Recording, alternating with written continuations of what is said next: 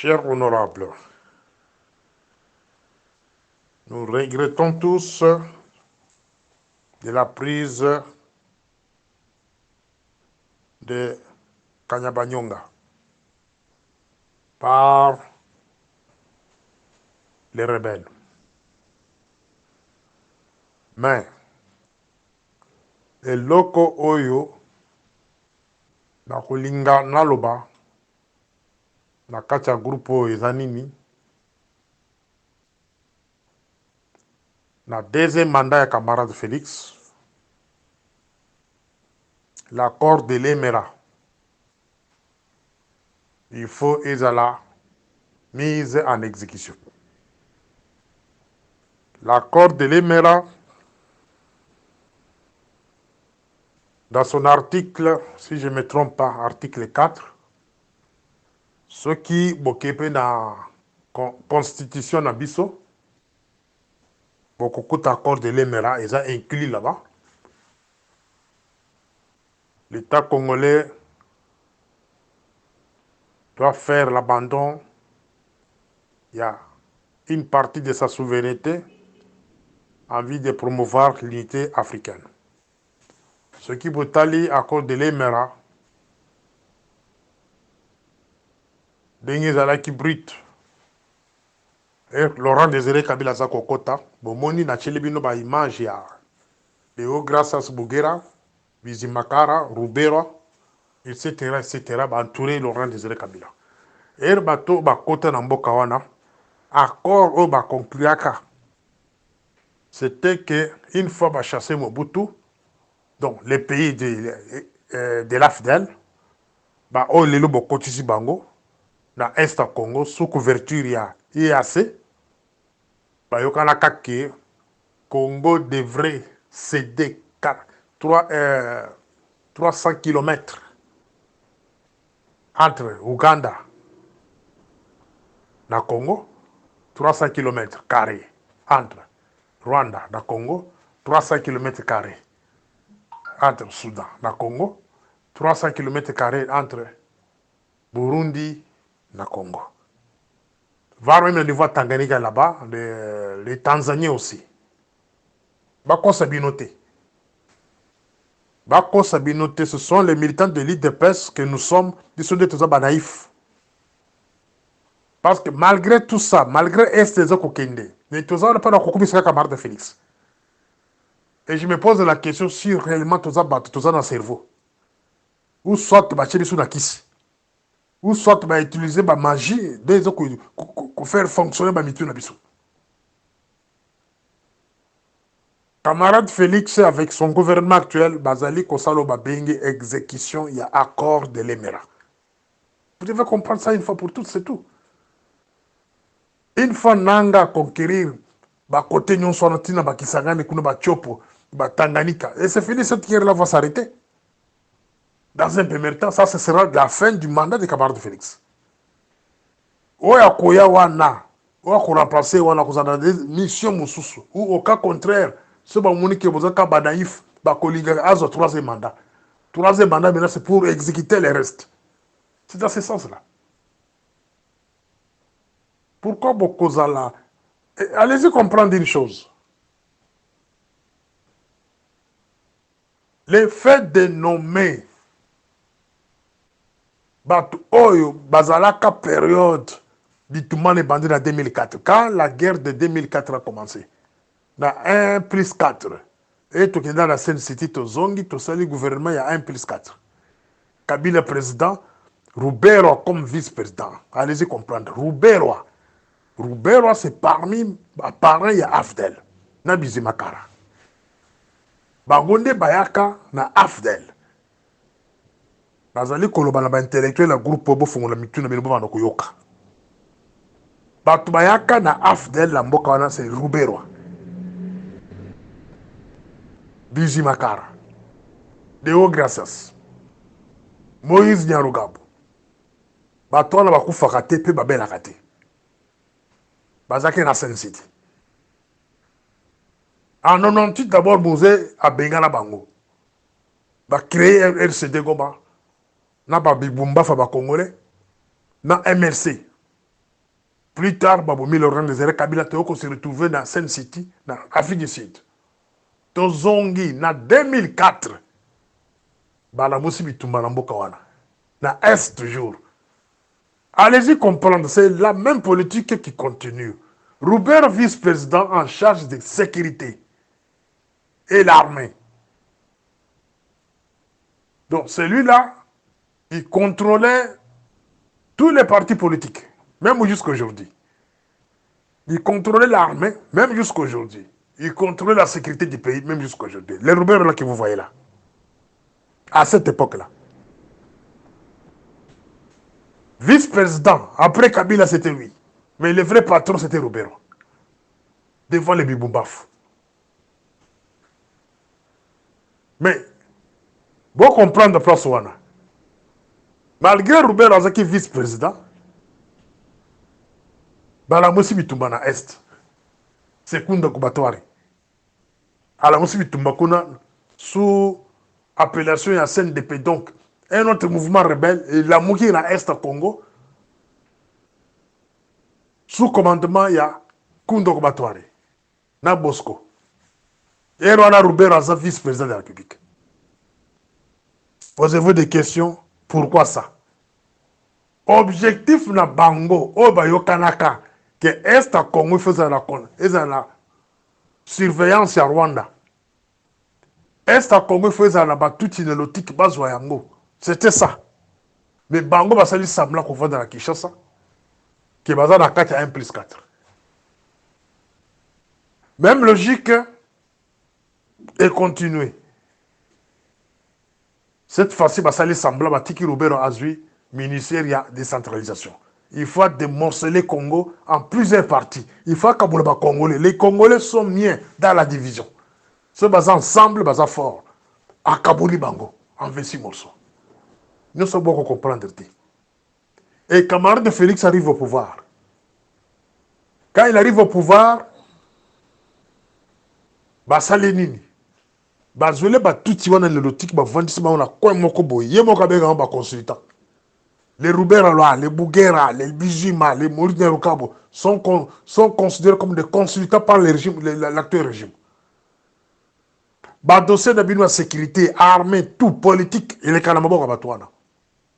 Ce n'est pas pour rien, Roubert avant d'Akanaotel, le Rotalan, tu dénoncer, tout le monde n'a jamais été Kolomoko, en air, ou bien des miens pour que Koukaboutouana Bakangier, ou bien militaire, Batamuki, Batomboki, ou bien jeunesse, Botomboki, Moki Koukabatouana. Non. Nous sommes vendre de la Bibumba, nous vendre autant de Batouana, nous diriger Bino. Acceptez que, par côté, nous sommes Kende. Acceptez. Parce que vous ne voulez pas se mettre debout. On dénonce, vous vendez Kakanye. On vous dit que Bizima Vandakana, Hôtel Rotana, Roubert Azawar, Bazana cabinet parallèle, on va diriger le Congo. Vous ne voulez pas les inquiéter, même les arrêter même. Le procureur ne peut pas lancer un mandat sur ces gens-là. Non, pourquoi? Parce qu'ils sont nommés par ces gens-là. Hein? C'est énervant. Hein? Bon, tu as la stratégie à Souka Bassali. Mokolo on a moni Kamere à l'équipe président et Assemblée nationale. Tendance ya moto Est. Bazali, bazui ministère ya affaires coutumières. Bapesi moi Mindeze. Tendance Est à Congo. Bazui ministère ya intérieur. Bapesi Jacquemin Chabani. Tendance Est Congo. Automatiquement. Non. Et ceux qui ont la tête. Bazui un tout inélotique. Un certain 15, c'est 15. Bon. Comment on a raison de ne pas courir. Bachel a cabinet, Félix comme directeur de cabinet. Alors, Naïbisi Baturo, Tozaki na Bango Namboko, ok, non, c'est fini. Félix a attaqué ce Congo, Est Congo qui est libéré. Bon, on ne va pas passer par Est, responsabilité, c'est pour maintenant gérer, faire les Akoya. Nanga, il est aussi de l'Est, non, n'est-ce pas? Nanga, il est de l'Est. À Bali, na Kabouya, si Kamoko Bazan, affinité na Kabouya. Et Kabouya contrôle la masse des gens de l'IDPS. Il contrôle les militants de l'IDPS. À ce qu'on contrôle Bango. Tout ce Kabouya peut parler devant ce bololé-là, bakoyo kaye. Bakontinira kayete, il n'y a pas de débat quand Kabou parle. Donc, Tchewana na IDPS avec une mission. C'est neutraliser les militaires de l'IDPS. Nanga, il est de l'Est. Kamer est de l'Est. Chabani de l'Est. Mohamed Ndenze de l'Est. Le directeur de cabinet de Félix de l'Est. Alors, oh non, oh, les Wazalendo. Les vrais Wazalendo, ils ont massacré dans la quatre églises. Oh, c'est une couverture, ce n'est pas le Wazalendo.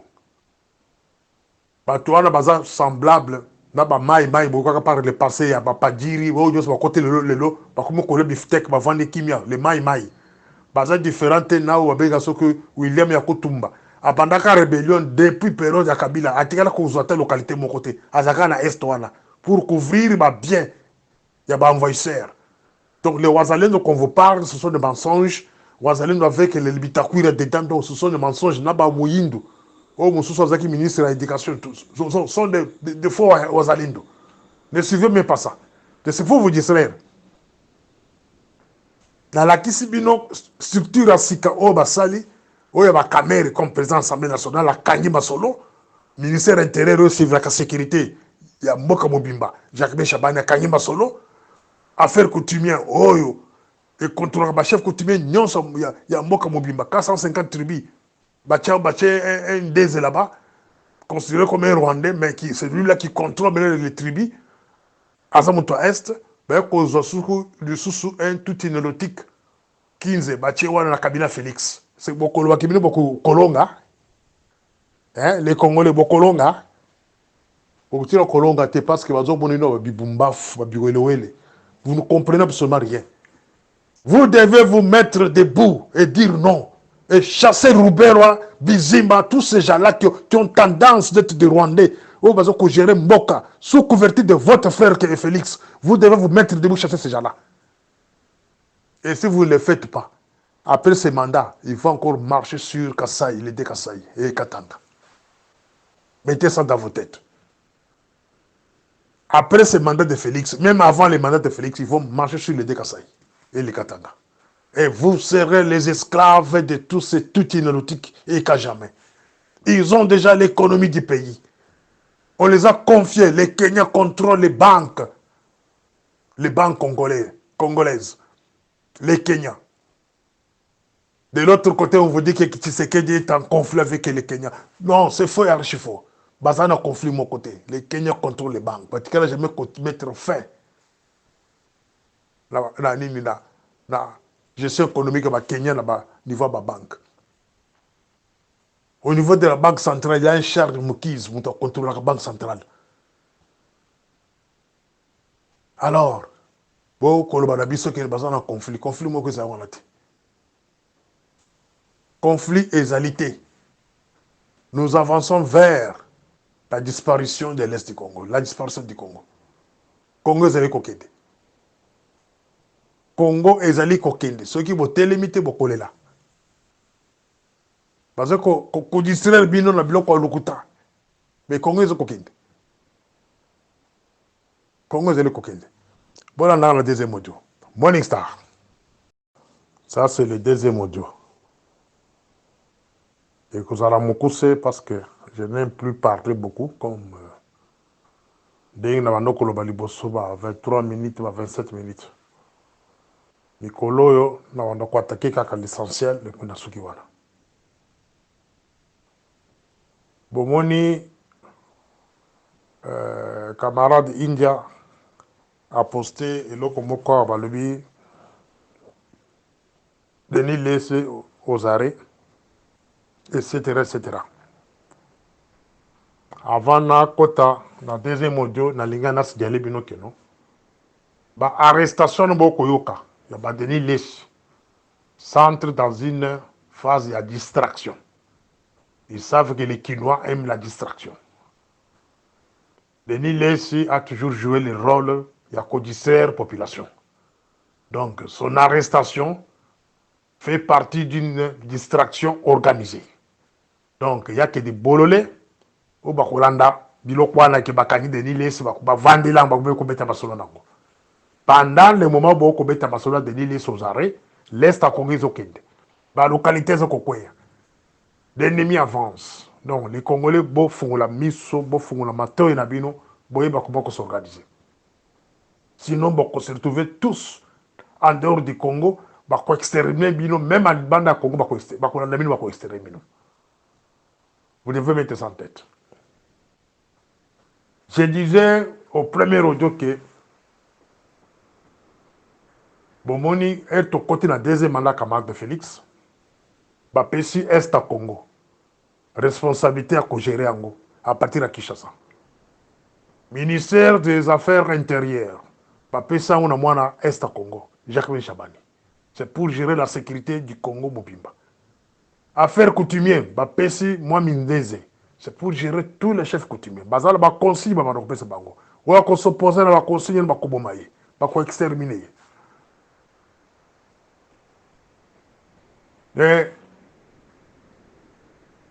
Bomoni, dans l'Assemblée nationale, nous avons géré les députés. Sur le plan national, même provinciaux, Bazuang, Bapesiango, moi, na Est à Congo, Kamere, poste clé. Et puis, dans le cabinet, camarade de Félix, il faut pas prendre en otage. Il y a un outil nélotique, mais c'est 15, pour bien le contrôler. Donc, et là, comment tu peux échapper? Il est là. Donc, moi, je peux l'appeler une étiquette. Vous excusez-moi. Je peux l'appeler une étiquette. Il n'a aucune décision à prendre. La preuve, à quel ministère de la Défense, il a mis un Kassaïen là-bas, qui s'appelle Guy Mwadjavita. Pour là-bas, il faut comprendre le rôle de Moutoua la terre. Guy Mwadjavita, c'est parmi les gens qui sont Congo dans l'EAC. Quand on parle de l'EAC, c'est l'AFDEL. Sont les pays de l'AFDEL, Bayaka, dans 1996-1997. Alors, les Guy Mwadjavita là, les Bissélélé, les Serge Chibango, François Bombati Chimbi, tous ces gens-là, les Claude Balanki, des bateaux, bakotisi qu'on a eu assez. De bazali qu'on joue un rôle monnaie. Posez-vous des questions. Guy Mwadjavita, il est kassaïen de père et mère. Et proche à Etienne Tshisekedi, soi-disant. Parce que on a l'expliqué ma photo qui donc Yazaki proche à Etienne Tshisekedi. Mais proche à Etienne Tshisekedi, à quelqu'un négocié entre il y a toute une lotique dans le Congo, bah que nous va dans la Est, sous couverture, il y a EAC. Tilelo. Proche à Etienne Tshisekedi, il y a un dit, bah qu'à Est à Congo, mes chers amis. Il est là comme ministre de la Défense. Bon, il faut que nous mais nous apprenons que camarade de Félix a Kouzoua, bah mercenaire blanc pour la sécurité. Bomituna. Pourquoi? A Kouzoua mercenaire blanc, bah il faut garder. Il n'a pas confiance aux Congolais. Il n'a pas confiance à ses frères Luba, au bazar carte républicain. Pourquoi faire recours là-bas, Mindele? C'est parce que tu as commis une phase à Kokole Kasko na Makasi. De bazar ba territoire Moussous, ma province Moussous, ma Kouzao na Makasi. Et en cas de révolte de militaires contre la marée de Félix, ba okuta ba Mindele ba telmi wada. C'est ça vous ne comprenez pas. On vous parle des Romains, mais qui a contrôlé les passeports de ces gens-là? Si réellement sont des Romains. Des Roumains sur que Roumains. Nani a contrôlé qui ba passeport batouara? Qui est à la migration? La personne qui a la migration, c'est le frère à sa femme. Même si il y a une identité, il y a des mercenaires qui ont à côté de révéler en côté. Parce que le secret de la famille. Et là, c'est secret de la famille. Bamindele, Baché, garde Wane, Bamindele, garde Kamante Félix, parce qu'il a un grand rôle à jouer. Ça, c'est l'interprétation de mon histoire. Bachele, Bamindele, c'est parce que Baïbi, que garde républicain, on va tomber à Kalate. So ba tomber dans Mboka, on va tomber dans chef la bango. La plupart des autorités militaires parce que comprendre le complot baza prêt à côté les mains. Baza prêt à côté les mains. La plupart. Yango mone ba anticiper ba ke kozela ba mercenaires blancs ba côté la cortège ba côté la sécurité et la présidence. Moi je dirais à Martin Félix que c'est une erreur. C'est une erreur. C'est la population congolaise est éliminée. Les militants de l'IDPS est éliminés. Les militants de PPRD et SID battent éliminés comme un seul homme. Tous ces petits roumets-là vont disparaître dans ce pays-là. Sérieusement. La garde républicaine sont télémis. Conscience et côté que nous m'abellons à bango distraire bango.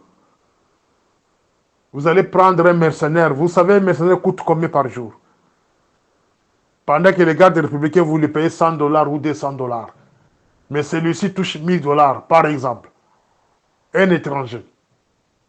Ça a un avantage boni. Mon collaborateur de côté je pense que camarade Félix au Katsamai. Renoncer na makambo oyo ba américain ba ko yibisayo. Renoncer na makambo ba français ba ko yibisayo.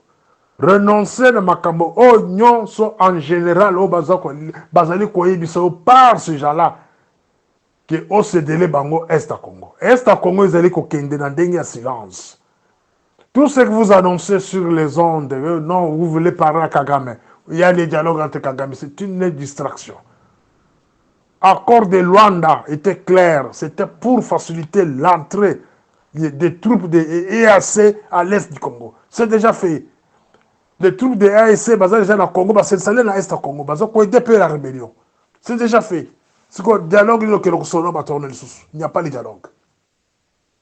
Le fait de se faire entourer des mercenaires blancs, pendant que vous avez un frère, ministre de la Défense, un frère kassayen, donc aux conseils de confiance, au conseil de confiance, alors interprétation de la Kisakeno, ces frères-là, comme il avait joué un rôle, il y a Kokotisa et assez dans Mokawana, c'est un homme de Rwanda, Ouganda, Burundi, Tanzanie, etc., etc. Bâtir le ministère de la Défense pour la continuité de la mission. Ici, Gilbert Kabanda Kokate, ici, Jean-Pierre Mbemba Kokate, c'est comme un Mourouba avant Diwana. Mais entouré avec les gens de l'Est, Bakolo Est de Bantouré, Kamere, Ndeze, Jacquemin Chabani, Kinze, Bangonde Skoba Vandiwana Skoba ko gérer Makamouya Est. Votre frère ministre des Affaires et la Défense, à sa étiquette, et marionnette qu'on a utilisée, et puis récompenser le ministère de la Défense. Ce n'est pas lui le patron du ministère de la Défense. Et qui gère le ministère de la Défense actuellement? Guy Mwadjavita à sa étiquette. Voilà. Alors, nous demandons aux Congolais botélément. Les Congolais font la miso. Tolobi pe tolembi. Tokupe pe na phase moko tokovanda nye to bala koloba soute. Même si boko koloba ke ba corrompre biso. Je m'en fous. Tozali koloba bozalo ko salelo ko moko te boko tele mapete. Congo ezali ko kende.